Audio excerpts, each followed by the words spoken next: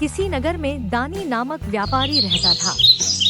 उसका काम नाम के एकदम विपरीत था, अर्थात न तो वह स्वयं दान देता था और नहीं अपने परिवारजनों को दान करने देता था। जब भी कोई साधु उसकी दहलीज पर खड़ा हो भीख मांगता तो वह कह देता आगे बढ़ो, और वह इतना सा वाक्य कह टाल देता था।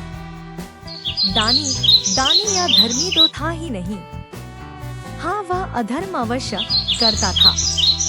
उसकी किराने की दुकान थी। वह जो भी सामग्री बेचता उसमें मिलावट करके ही बेचता था। मिलावट का कार्य एक अकेला करे ऐसी बात नहीं थी, अपितु वह अपने परिवार वालों को भी मिलावट करके सामग्री बेचने के लिए प्रोत्साहित करता।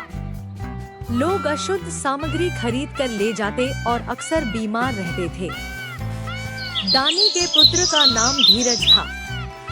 वह अक्सर पूछ बैठता, पिताजी आप मिलावट क्यों करते हैं? इस पर दानी कह देता, बेटा शुद्ध सामग्री हानिकारक होती है, इसीलिए मिलावट करके बेचता हूँ। उसने धीरज को भी मिलावट का कार्य सिखा दिया था। मगर धीरज अक्सर देखता कि दानी जो भी सामग्री घर के लिए निकालता है उसमें मिलावट नहीं रहती। धीरज सोचता कि इससे तो हम बीमार पड़ जाएंगे, वह मिलावट कर देता था। इसकी जानकारी नहीं दानी को हो पाती थी, नहीं पत्नी को। दरअसल दानी ने धीरज के दिमाग में भर दिया था कि मिलावट करते हैं तो इसकी चर्चा अन्यत्र नहीं करनी चाहिए, इसीलिए धीरज मिलावट तो कर दिया करता लेकिन बताता किसी को नहीं था।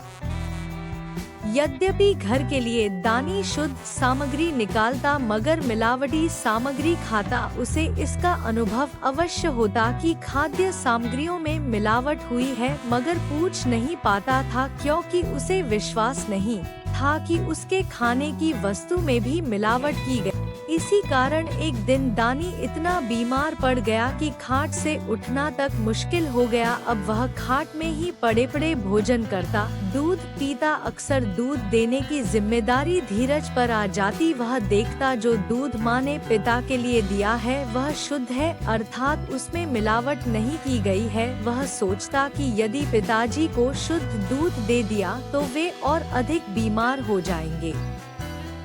इस विचार के साथ वह आधा दूध स्वयं पी जाता और आधे दूध में पानी मिलाकर दानी को दे देता। दानी दूध पीता तो अनुभव अवश्य होता कि इसमें पानी अधिक मात्रा में मिला है, मगर तत्काल इससे असहमत भी हो जाता क्योंकि दूध घर का होता था। तब पानी मिलाने का प्रश्न ही नहीं उठता था, मगर उसे संदेह हो गया। एक दिन उसके दूध पीने का समय हुआ तो उससे पुत्र का काम देखा तो दंग रह गया। पुत्र आधा दूध तो पी गया और आधे में पानी मिलाकर पिता के पास आया। उसने दानी को थमा दिया। दानी ने कहा, बेटा धीरज, क्या घर में और दूध नहीं है? क्यों नहीं, पूरे 5 किलो दूध और रखा है। फिर तुमने दूध पीने के बाद मेरे दूध में पानी क्यों मिलाया? आप ही तो कहते हैं न शुद्ध सामग्री हानिकारक होती है, मगर मम्मी आपके दूध में पानी नहीं मिलाती थी। मैंने सोचा आपको शुद्ध दूध देने से आपकी बीमारी और बढ़ेगी, बीमारी न बढ़े, यही सोचकर तो मैंने मिलावट करके देना उचित समझा।